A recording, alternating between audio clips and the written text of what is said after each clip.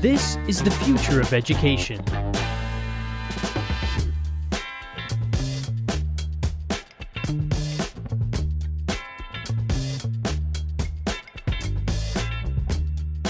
Welcome to the future of education. Those tuning in live, we're trying something new today. We'll see how it goes. It's sort of a throwback to the past, but I'm Michael Horn. You're joining the show where we're dedicated to creating a world in which all individuals can build their passions, fulfill their potential, and live lives of purpose. And to help us think through that today, thrilled to welcome back Danny Curtis, who head of all things digital for the work that I do and wears a number of other hats as well. Danny, good to see you. It's great to see you too, Michael. Excited Yeah, to talk some shop today. I'm looking forward to it as well. We'll keep an eye on viewer comments if we're able to. But I know that there's been basically we text a fair bit. We're always in touch on different things. A few articles that have bubbled up that caught both of our eyes. I think it's fair to say that we thought, let's do one of these, riff on it, catch up on some of the headlines that may be driving the school year ahead. No matter where you are at this point, schools either started or lurking for K-12. Students in colleges, those with traditional calendars, are back to school. So this is like a hot topic right now. What's on your mind? Where should we go? I'm going to let you sort of run the show. So first headline to cover today is an article out of the 74. The race to redefine the high school learning experience is the title. And this is one that covers the efforts of the Future of High School Network, which is a network of schools led by the Carnegie Foundation for the Advancement of Teaching that are transforming how we do high school in America. And it's part of sort of a larger effort by the organization to move away from our education system based on seat time requirements towards a more competency-based approach.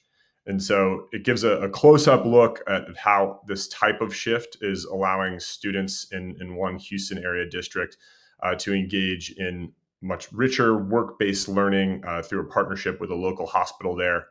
And so obviously some of your favorite themes in there, Michael. What did you take away from this story? Yeah, well, a few things. One, obviously, we've had Tim Knowles on Class Disrupted, right, before, the head of the Carnegie Foundation, and Diane's obviously on the board. So this is a group that we pay a lot of attention to. In many ways, they're making up for what at the time was a big innovation, and now their cardinal sin, right, of creating seat time as the measure of learning against which students progress and so forth. What I think is interesting about this is that we've seen a lot of, I think, reinvention efforts around K-8 learning, right? But now high school redesign, that was sort of a theme 15 years ago with the Gates Foundation.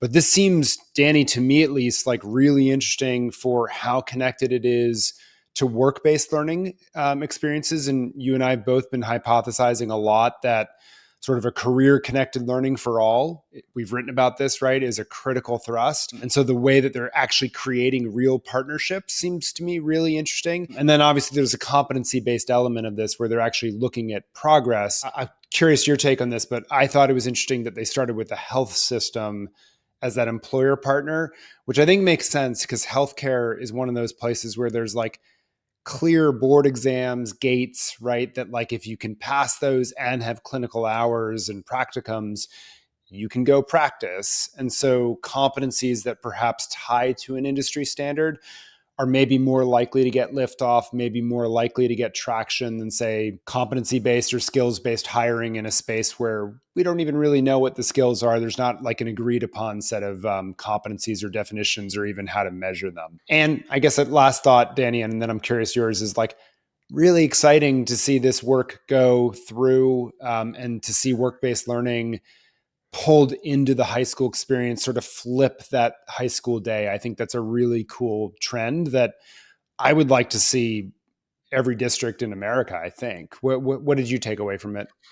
Yeah, a lot of similar thoughts. I'm excited about competency-based learning for a number of reasons and a number of applications, including more like traditional academic pathways and what it opens up for personalized learning. But I was really excited about the use case that they chose here, the work-based learning use case, because a lot more districts and states are taking the career part of college and career readiness more seriously these days and are making moves to make that happen. But the seat time requirements that are still the status quo in most places are a serious barrier to that, because in this day and age, in this technology landscape, with technology moving faster than most schools can keep up with, work-based learning is sort of a requirement for true career readiness in order to have the skills that you need to be job ready, in my opinion. Shifting to that competency-based approach not only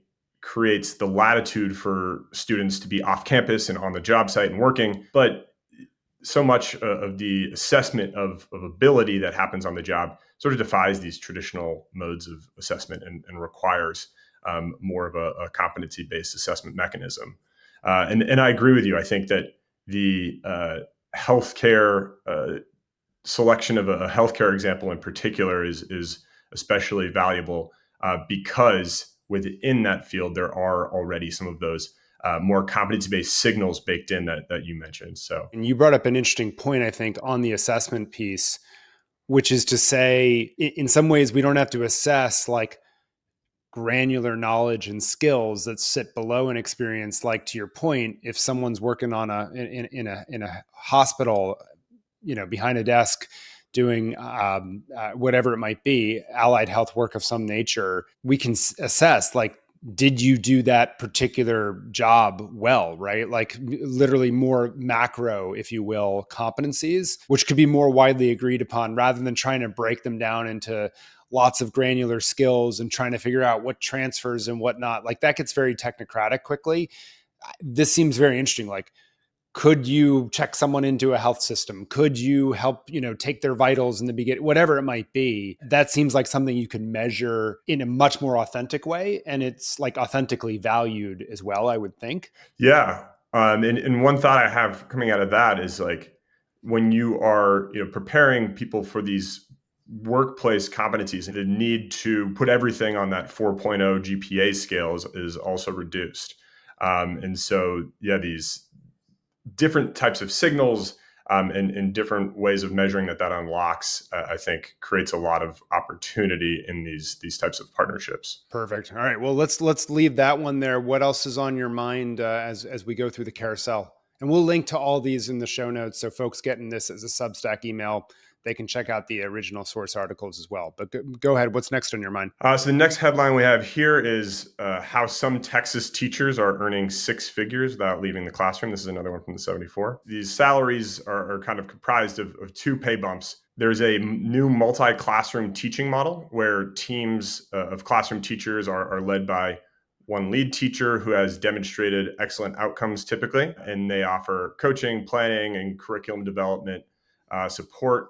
And for taking on those increased responsibilities, they receive a pretty big pay bump, $13,500 on average. And then the other source of the increased pay is a Texas state fund that awards additional state funding to districts for each of their high-performing teachers. And so this one comes to mind or stood out as an important one to be talking about, because in an education system where teacher recruitment and retention is a persistent problem year over year, it seems like there's a pretty broad consensus that we need to do some rethinking of the teaching profession and teacher compensation, but maybe less agreement on the best way to go about that. And so I'm curious, what's your read on this innovation out of Texas, Michael? Yeah, we'll love it. Look, it's from Opportunity Culture group, Brian Hassel's group in North Carolina, the Public Impact. They do some great work there. The author of the story is with Public Impact as well, so it's an op-ed. But I think it's a great example, right? When you start to have team teaching environments, teachers taking on different roles, they don't have to leave the classroom completely, so we're not moving the talent out. As you know, that was an entire chapter in my book, From Reopen to Reinvent, that the T in teaching is for team. I think this is a really important part of rethinking schools, is really thinking of teams of teachers that are working together with lots of students and able to bounce off each other. And then there's a really this other cool perk of it, right? Which is that you can actually raise salaries as well for the really experienced veteran teachers that are doing great stuff with kids. I think it's all positives here, I guess, is my take, Danny. Yeah, I agree. And a lot of the focus of the article was around the benefits of keeping more senior teachers in the classroom and allowing them a role that they can sort of grow into that matches their level of expertise. And obviously, there are all sorts of benefits that come with that. But I'm also really excited about what this means for younger teachers and teachers that are earlier in their career. The teacher turnover rate within the first 2 years of beginning the profession is way too high. And as a former beginning teacher myself, I know it's hard to get in front of the class when you're just figuring it out and kind of learn the craft in front of an audience and requires a lot of support.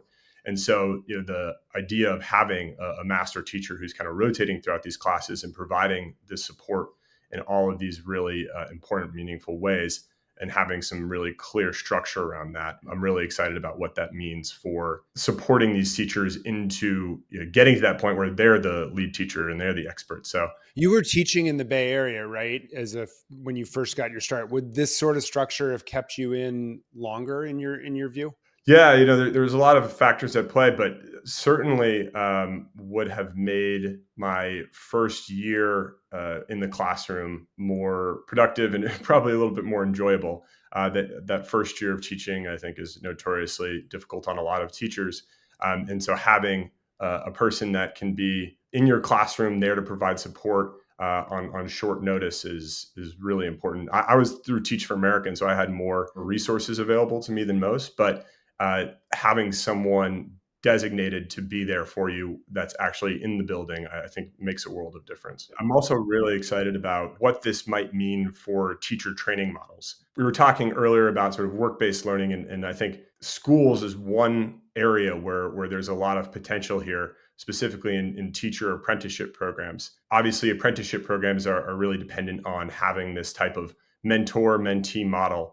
And so I'm excited about what this means, sort of structuring teaching teams where you already sort of have that system in place, what it could mean for the flourishing of teacher apprenticeship programs, and how that and following an earn and learn model can also help defray the costs of getting into this profession. Because for many, it's the salary considerations that can serve as an obstacle to getting into teaching. But for many others, it's also the upfront costs of education. Yeah, just structuring it in this way, I think will do a lot to open up avenues to teacher apprenticeship in a lot of districts and states.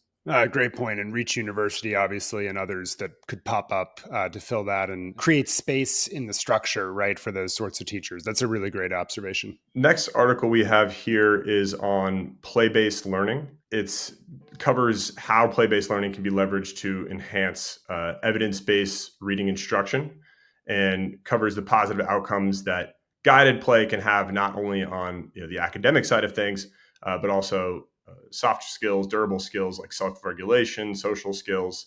And it profiles some programs, including one near you, Michael, in Boston. And so this feels like a really exciting development. Learning's more fun and students learn more. Is there a catch? Yeah, I don't think so. I know the authors of this piece as well. Big fans of theirs, Carly Roberts and Megan McCormick. What I would say on this is a couple things. One, this article sort of gets at one of my boogeymen, if you will, Danny, and so it gets a little under my craw for a different reason, which is I think you have this world that has popped up where people have said, quote unquote, science of reading important, right? Phonics, phonemic awareness, like build those building blocks, right? And then as they get older, content knowledge becomes really important to help them be good readers. I totally buy that. And then their next statement is direct instruction is the best way to do it. And when they say direct instruction, they mean like a whole class one-to-many model as they're doing that, regardless of the fact of like, I've mastered maybe, some set of phonics and I'm struggling with something else and you're like racing ahead and I'm holding you back, or vice versa. And not acknowledging that, like, if actually I accelerate past certain competencies without actually having mastered them, that's going to be a huge problem in later years, right? When I'm trying to read and so forth. Then you have this moniker, and sort of their point would be, well, look, it's pretty clear you shouldn't have open-ended exploration without like clear lessons. And I would agree with that, right? But I think you can agree with that and reject the notion that it has to be whole class. And so on the play-based thing, on the other hand, I'm not sure play-based learning is like the best way to describe what I suspect is going on here. And I don't know, there's not quite enough information. But I guess the way I would put it is if you dropped into a Montessori school, you would often call reading instruction or instruction there in general, people often call it play-based. But I actually think it mirrors what we know from direct instruction, but in very small groups, as few as one kid to, 4 or 5 kids. And what happens is that the teacher, takes out the materials you're going to be playing with, quote unquote, shows you what they are used for. So like, these are not just for anything. This is how we use them. This is the purpose, right? And actually does the lesson. There's a worked example, right? Where the kid goes along with the teacher, actually like working together through a worked example. And then the kid practices on the concept or whatever's being learned, right, through the materials and quote unquote plays with it. And there's often, in Montessori anyway, some self-correcting mechanism. So you don't actually, like, you can't just skate by and not master it. There's like a way to check the work, if you will, to make sure that you're really mastering it.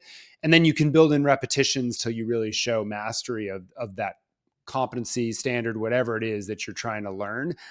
And so in some ways, I guess like what caught me about the piece was there's like we have these labels that we use in education and we try to pit them against each other, where if like we peeled the onion back a couple layers, we might see like we're not having the fight we think we're having.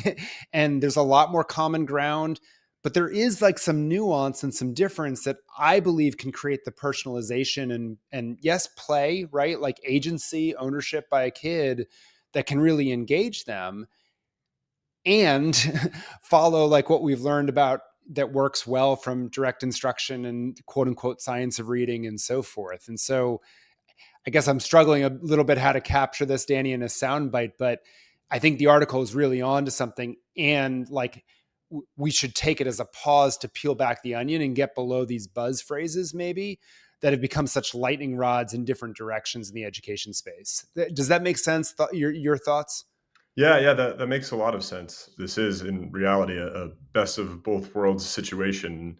It's important that people understand that and don't take this bifurcated view of it. I want to latch on to one piece of what you said around the potential for engagement. And I think that is a really important word in the education world right now, as we are in this continued challenge of chronic absenteeism. There's more numbers that came out saying, yeah, the absenteeism problem has gotten slightly better in the last year or so, but it still remains way below or way higher than pre-pandemic numbers. And so it's an issue that we continue to struggle with in the education world. You can't start too early. In fact, I think that relying on or finding strategies like play-based learning that fan the flames of curiosity and fun and engagement in students in the early years, it can be a much more effective and probably easier than trying to reignite that spark and that love of learning later on. I'm really excited to hear that this is kind of taking hold in the younger grades. Yeah, and it's interesting, right? Like I think the folks that would be like full whole class core knowledge science of reading, they would say like actually learning how to read is engaging and exciting in its own right. And so maybe you don't need like the play and so forth. And to them, I might say like, I actually agree with you. And why not make it even more engaging with agency around those principles that we know are proving to work more and more for learners? And like, to your point, like this can be a both and conversation. And I'll tell you what is disengaging to someone when they feel like there's no chance that they have any concept of what's being talked about at the front of the class. And they have like, I get it. I'm all for raising expectations, but they're just like, I've concluded I'm worthless. I can't get this. I can't figure it out. They've checked out completely. Or the opposite that I've quite frankly seen quite a bit as well, where the kid's like, are you kidding? We're doing this again? Like I mastered this a year ago. Maybe it was at home. Like, I don't know where they learned it, but they're like, I'm bored out of my mind. School stinks. Like I'm disengaging from that. Why would we even play with that? Like we don't have to, is the thing I think that you're saying. Like we can take the elements of what we're learning from the research and put them into really engaging environments that engage small groups, individuals, where they can really be part of the learning process. And we know that learning is work and you have to be actively engaged to do it. So like, why would we ignore that, I think is your point. Yeah, yeah, no, it's spot on. And so, Michael, unless you have more on this, I know we had uh, Let's do this fourth one. I know you've been interested in this other topic, so why don't you bring us why don't you talk us through it? a recent article in the Inside Higher Ed on the new tutor function or from ChatGPT. It's actually called the study mode, and I quote here: "It's intended to provide a more active learning experience, mimicking the type of Socratic dialogue students may expect to encounter in a lecture hall, and challenging them to draw on information they already know to form their own nuanced analyses of complex questions." But the article then goes on to point out that students that are using this study mode sometimes need to sort of prod it to ask the right questions, and that actually, if you pressure the study tool enough, it will actually just give you the answer. Oh, interesting. Um, Okay. and so, I think that there are two questions that come to mind reading this one. The first is this a useful tool? And I think whenever an AI tutor like this comes out, you can cue the voices saying, this isn't as good as in person instruction.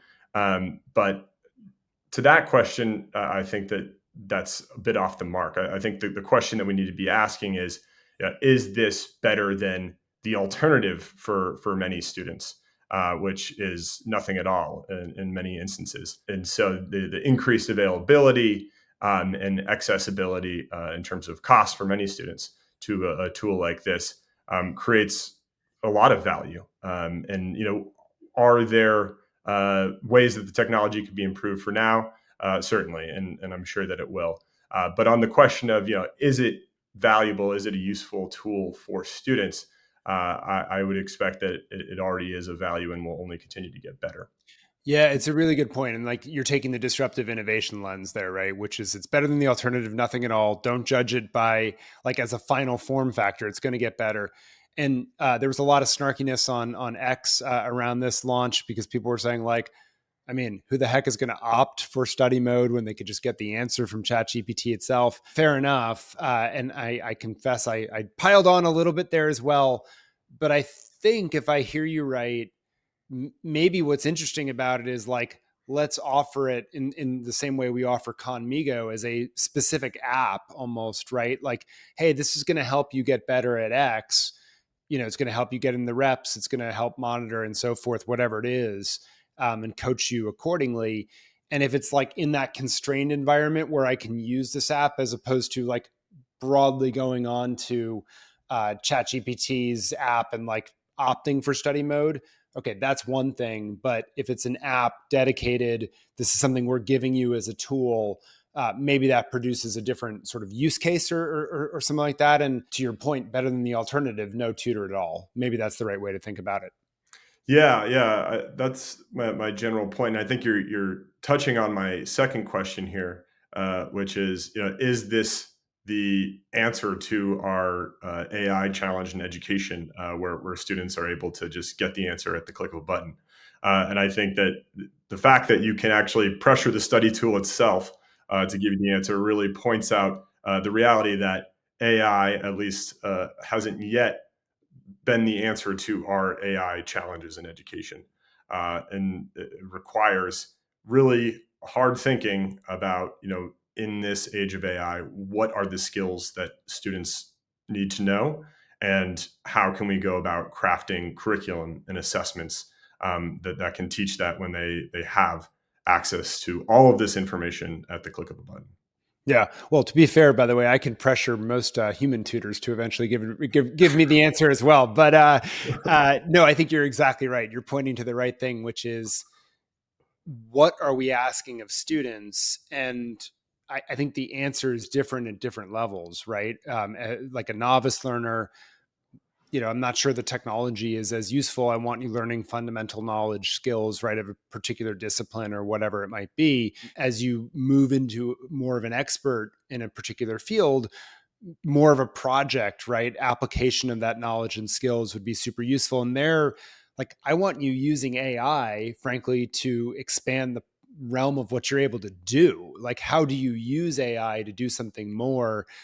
I don't know what we'll call that knowledge and skill base, but To me, AI gets the most interesting, I think, as a force multiplier of what people can do and how it works with them, as opposed to your point, like, is it or is it not a hack to cheating or something like that? That's been around forever. We'll find lots of ways to cheat. Let's come up with more interesting assignments where it's not cheating, but it's actually using it to do something more that mirrors where we started this conversation, where education actually is getting closer to the way we actually, in fact, work. I can't think of an employer right now who would be like angry at you for bringing AI to better do what you're trying to deliver for them. That's frankly the expectation at this point, I think. Yeah, totally. And that feels like a really good full circle moment to leave it on. What do you think, Michael? That sounds good. And for those tuning in, if you've offered comments, we apologize. We're not getting them in the platform that we have chosen to do this in. We'll be better next time. Still working out the kinks. Yeah, exactly. We're still working out the kinks. That's what they say in Pardon the Interruption, right? We'll do better next time. So we'll keep doing this. But if you've enjoyed the format, let us know. Let us know what you'd like us to comment on, or stories you're seeing where you'd love us to just, hey, use some theory, use some experience, pattern recognition, whatever it is, to shine a light on something. We'd love to have that ongoing dialogue with all of you as well. So, Danny, thanks for doing this, and we'll see you all next time on The Future of Education.